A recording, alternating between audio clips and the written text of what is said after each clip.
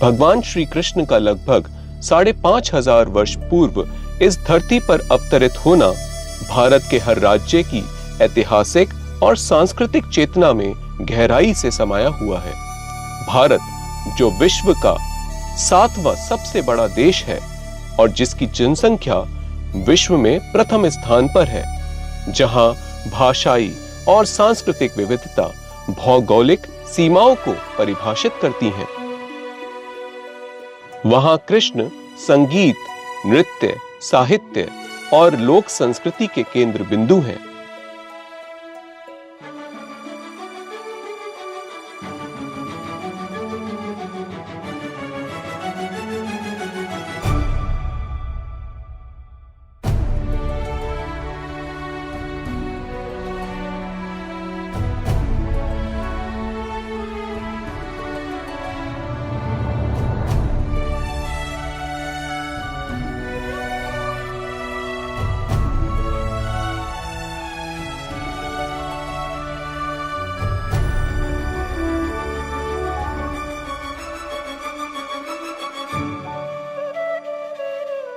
भगवान कृष्ण ने ब्रजभूमि में अपने दिव्य स्वरूप में अवतार लिया, जो उनका शाश्वत धाम है और उनके साथ ही इस पृथ्वी पर प्रकट हुआ था।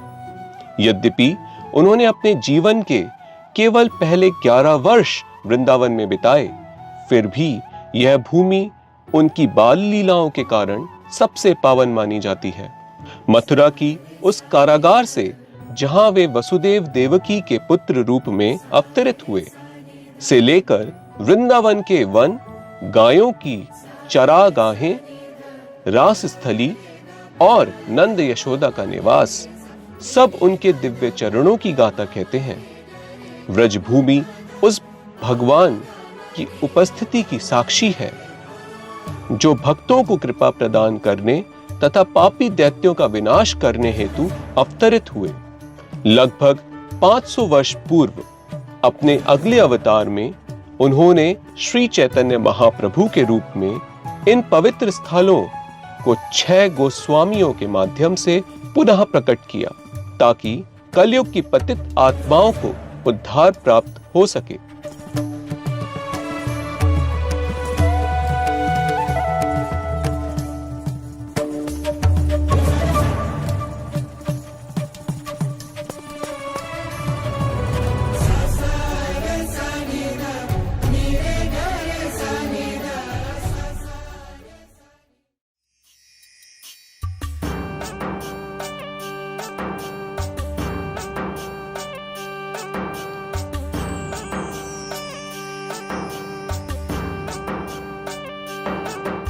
राजस्थान, जो वीर राजपूतों की गौरवमयी भूमि रही है, मुगल आक्रमणों के समय श्री कृष्ण के दिव्य विग्रहों का एक सुरक्षित आश्रय स्थल बन गया। जब वृंदावन में मंदिरों और श्री विग्रहों पर संकट आया, तब भक्तों ने गहन भय और अपार भक्ति भाव से प्रेरित होकर श्रील चैतन्य महाप्रभु के 6 गोस्वामियों द्वारा प्रतिष्ठित विग्रहों को श्री राधा मदन मोहन, श्री राधा गोविंद देव और श्री राधा गोपीनाथ को वहां से सुरक्षित निकालकर राजस्थान में प्रतिष्ठित किया। आज ये श्री विग्रह जयपुर, करौली और नाथद्वारा जैसे स्थलों पर भक्तों की श्रद्धा और भक्ति के केंद्र बने हुए हैं।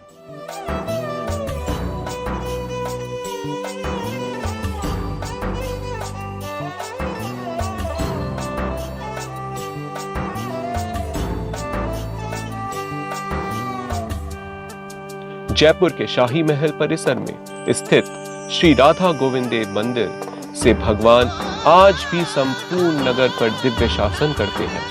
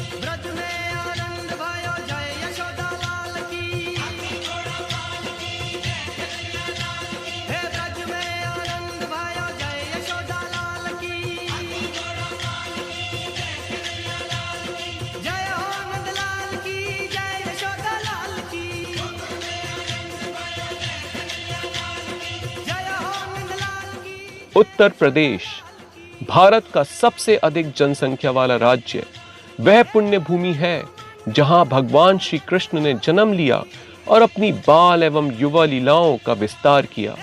यह भूमि ब्रज के नाम से विख्यात है, जो मथुरा, वृंदावन, नंदगांव, बरसाना, गोवर्धन आदि क्षेत्रों को समेटे हुए है।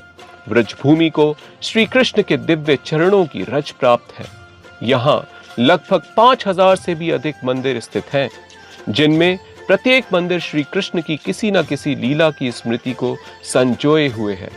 भगवान श्री कृष्ण की रास, बाल्य लीलाएं और गोचारण की कथाएं यहाँ की सांस्कृतिक आत्मा है। इन्हीं लीलाओं से प्रेरित होकर उत्तर प्रदेश में रास लीला की समृद्ध नाट्य परंपरा का जन्म हुआ, जो विशेषतः ब्रज क्षेत्र में और विभिन्न त्योहारों के अवसर पर भावपूर्वक मंचित की जाती है।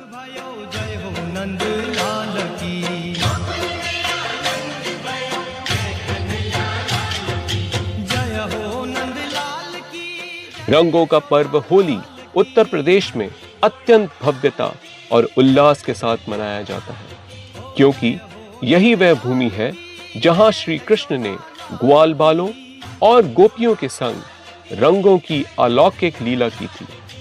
इस लीला में उन्होंने प्रेम, हास्य और उल्लास से परिपूर्ण रंगों की परंपरा को स्थापित किया, जो आज भी प्रत्येक ब्रजवासी के हृदय में जीवंत है।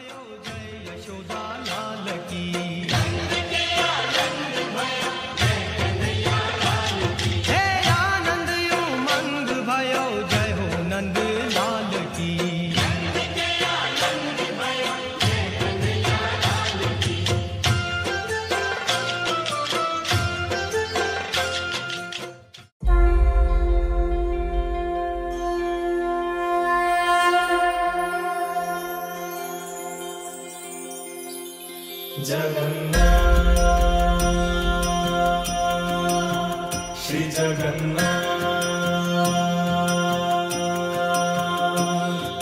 लखे सालो ग्राम बिंचा बेदीकू छाड़ी रथारूढ़ हेउची मो कला श्री हरि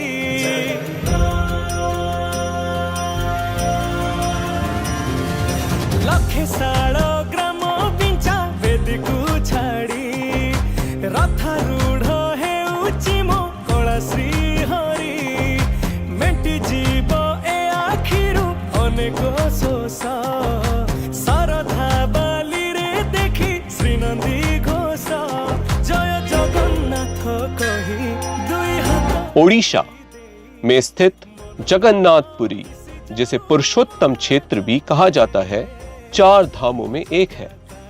यहाँ भगवान श्री कृष्ण जगन्नाथ रूप में अपने भ्राता बलराम और बहन सुभद्रा के साथ विराजते हैं।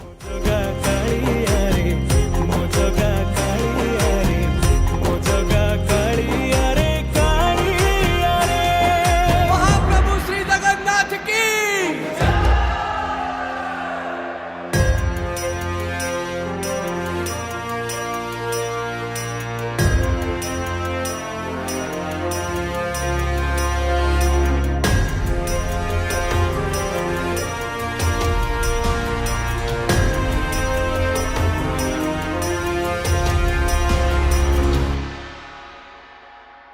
बाली जो उठी विभूति हुए भाव थिले भात हुए महाप्रसाद पानी जो उठी टंक तोराणी पवन रे भासिया से गीत गोविंद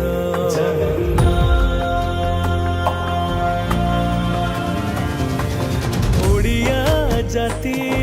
पुरी की रथ यात्रा विश्व विख्यात है। जब भगवान जगन्नाथ, बलराम और सुभद्रा के विग्रहों को विशाल रथों में विराजमान कर नगर में भव्य शोभा यात्रा निकाली जाती है, जिसे सहस्त्रों श्रद्धालु भक्त प्रेम पूर्वक खींचते हैं।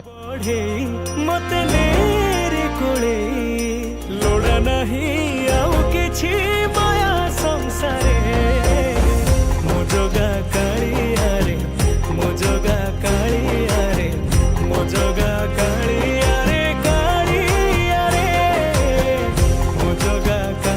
यह यात्रा श्री कृष्ण के द्वारका से वृंदावन लौटने की लीला की स्मृति में मनाई जाती है, जब वे गोपियों के प्रेम और भक्ति से खिंचकर आए थे।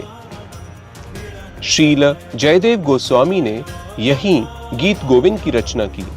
श्री राधा और श्री कृष्ण की दिव्य लीलाओं पर आधारित यह अद्वितीय भक्ति साहित्य आज भी संपूर्ण भक्ति आंदोलन की अमूल्य धरोहर है।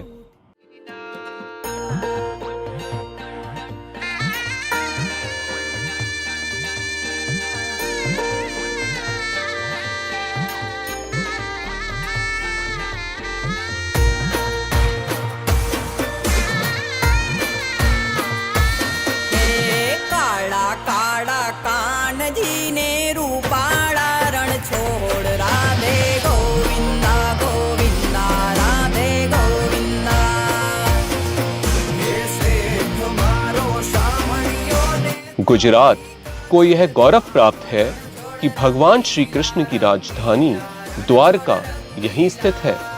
यह अरब सागर के तट पर बसी एक दिव्य नगरी है, जहां द्वारकाधीश मंदिर में भगवान की पूजा द्वारका के अधिपति और यादव वंश के महाराज रूप में की जाती है।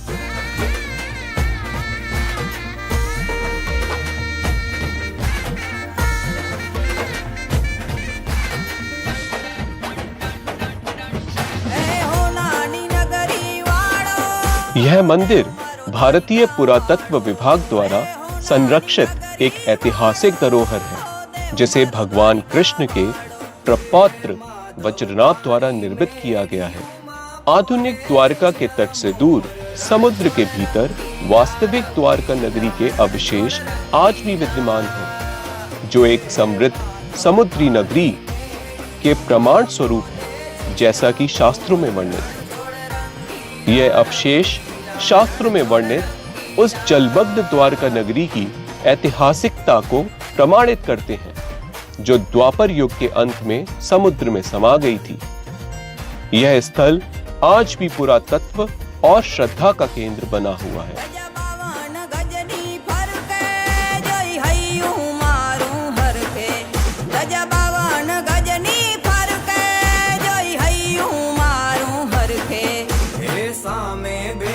शामड़ियों ने गोमती जी भरपूर रण छोड़ रंगीला रंगीला रण छोड़ रंगीला।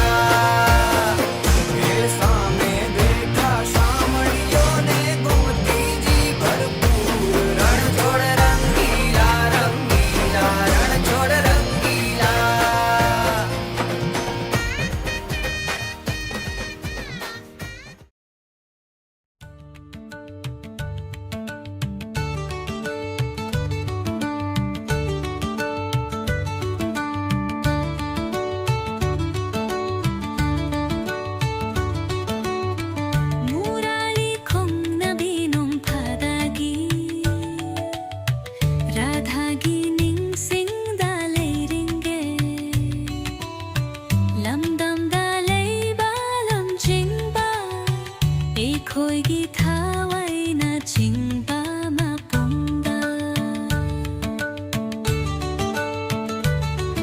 मणिपुर यद्यपि 5000 वर्षों से अधिक समय तक वैष्णव राज्य रहा, 18वीं शताब्दी में औपचारिक रूप से ऐसा घोषित किया गया था।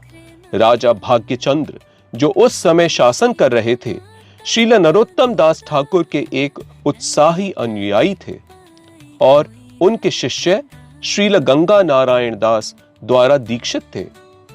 राजा भाग्यचंद्र को भगवान कृष्ण ने स्वप्न में निर्देश दिया था कि वे अपने राज्य में कृष्ण भावनामृत की स्थापना कैसे करें, श्री गोविंद जी की एक मूर्ति कैसे बनाएं और स्थापित करें, और यहां तक कि नृतकों और संगीतकारों के साथ रासलीला का प्रदर्शन कैसे आयोजित करें।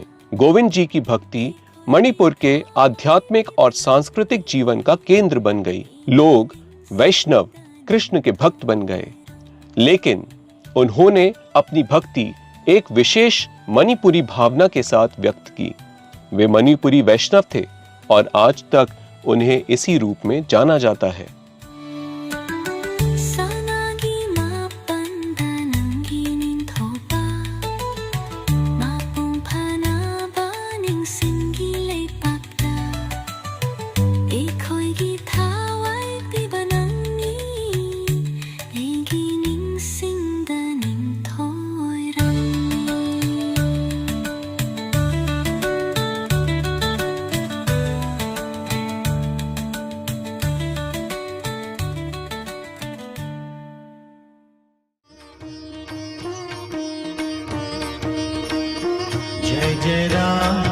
कृष्ण हरे जय जय राम कृष्ण हरे जय जय राम कृष्ण हरे जय जय राम कृष्ण हरे जय जय राम कृष्ण हरे जय जय राम कृष्ण हरे जय राम कृष्ण हरे जय जय राम कृष्ण हरे जय जय राम कृष्ण हरे जय जय राम कृष्ण हरे जय जय राम कृष्ण हरे जय जय राम कृष्ण हरे जय जय राम कृष्ण हरे जय जय राम कृष्ण हरे जय जय राम कृष्ण हरे जय जय राम कृष्ण हरे जय जय महाराष्ट्र वह पुण्य भूमि है जहां श्री विठोबा विठल का पवित्र पंढरपुर मंदिर चंद्रभागा नदी के तट पर स्थित है।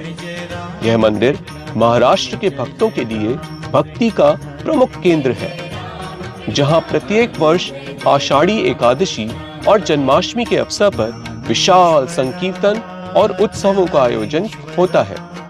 संत ज्ञानेश्वर, नामदेव, तुकाराम और एकनाथ जैसे महान संतों ने इसी भूमि पर भक्ति रस से ओतप्रोत साहित्य की रचना की। महाराष्ट्र में जन्माष्टमी का सबसे प्रमुख और जनप्रिय आकर्षण दही हांडी उत्सव होता है, जो श्री कृष्ण की बाल लीलाओं की जीवंत झलक प्रस्तुत करता है।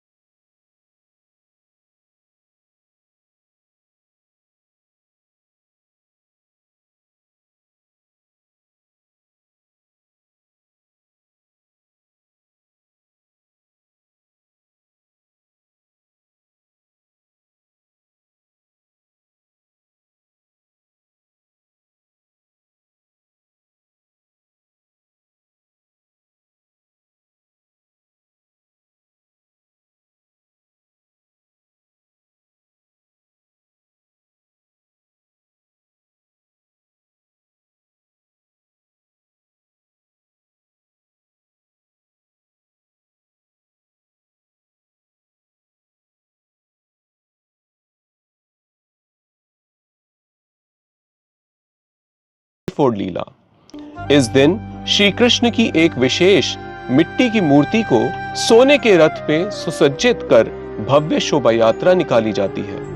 कर्नाटक ने कनकदास, व्यास राय, जगन्नाथ दास, गोपाल दास, विजय दास और पुरंदर दास जैसे महान भक्तों को जन्म दिया, जिनके भक्ति गीत आज भी गूंजते हैं। आडिसिदळे शोधे जगदोधारण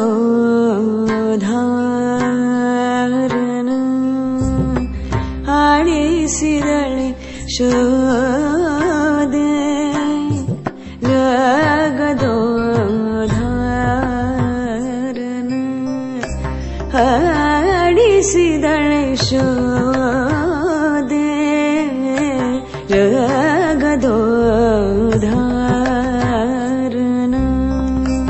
ಹಡಿಸಿದಳೆ ಶೋದೆ ಜಗದೋಧಾರನ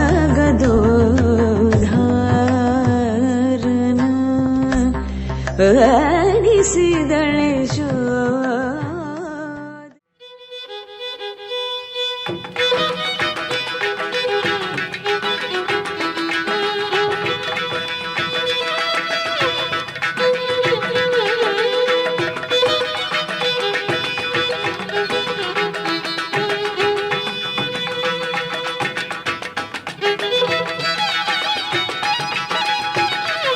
तमिलनाडु वैष्णव परंपरा के भव्य और विशाल मंदिरों की भूमि है।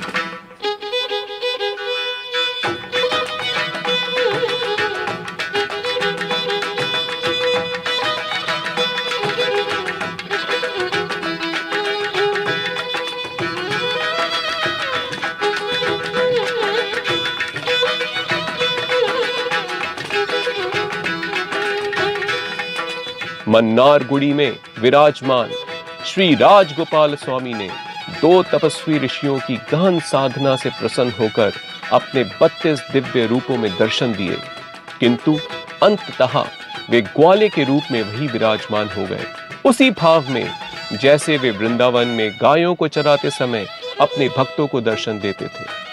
तमिल साहित्य में भगवान श्री कृष्ण को समर्पित भक्ति काव्य की अमूल्य विरासत आज भी विद्यमान है, जो भक्तों के हृदय में श्री कृष्ण प्रेम की अनुभूति जगाती है।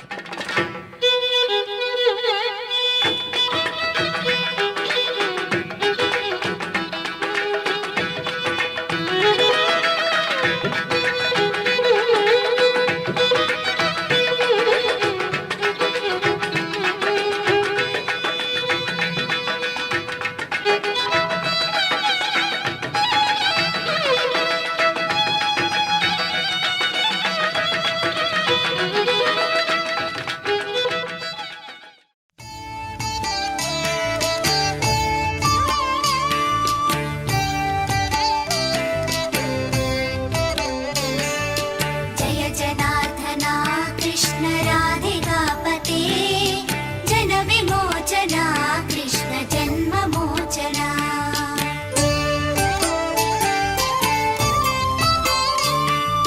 जय जनार्दना कृष्ण राधिकापते जन विमोचना कृष्ण जन्म मोचना गरुडवाहना कृष्ण गोपिकापते नयन मोहना कृष्ण नीरजेक्षणा जय जनार्दना कृष्ण राधिकापते जन विमोचना कृष्ण जन्म मोचना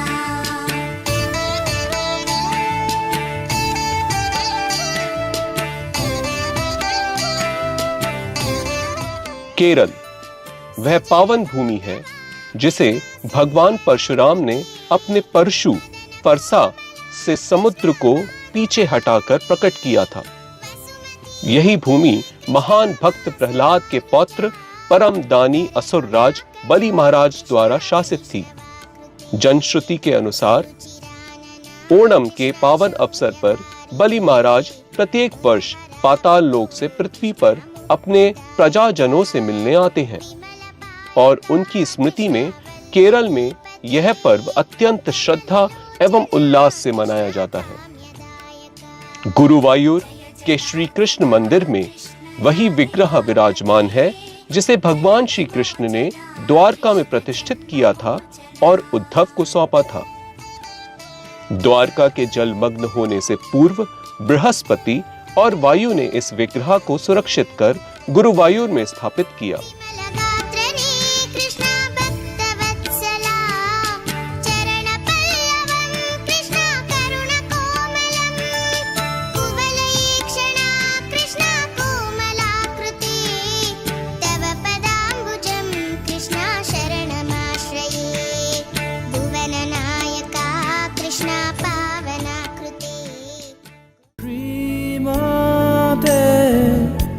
लगभग 50 वर्ष पूर्व श्रीला एसी भक्ति वेदांत स्वामी प्रभुपाद जी ने अत्यंत श्रद्धा और सेवा भाव के साथ भगवान श्री कृष्ण की भक्ति को संगीत, कला और आध्यात्मिक साधना के माध्यम से संपूर्ण विश्व में पहुंचाया। उन्होंने international society for Krishna consciousness ISKCON की स्थापना की और वैदिक शास्त्रों, विशेषतः भगवद गीता और श्रीमद् भागवतम के ज्ञान को अपनी पुस्तकों द्वारा सहज रूप में विश्व के कोने कोने तक पहुंचाया। श्रील प्रभुपाद भारत के महानतम आध्यात्मिक दूतों में से एक हैं, जिन्होंने असंख्य जिज्ञासु आत्माओं को श्री कृष्ण भक्ति के मार्ग पर अग्रसर किया। उनकी कृपा से आज भी लाखों लोग भगवान श्री कृष्ण के पावन नामों का संकीर्तन कर रहे हैं, उनकी लीलाओं का श्रद्धा पूर्वक गायन कर रहे हैं और भक्ति सेवा के माध्यम से श्री कृष्ण प्रेम की अनुभूति कर रहे हैं। निर्विशेष शून्यवादी पाश्चात्य देश